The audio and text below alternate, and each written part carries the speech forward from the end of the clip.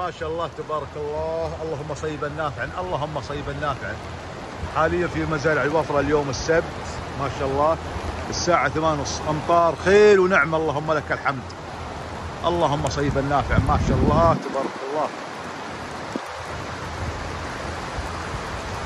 اللهم لك الحمد، اللهم لك الحمد.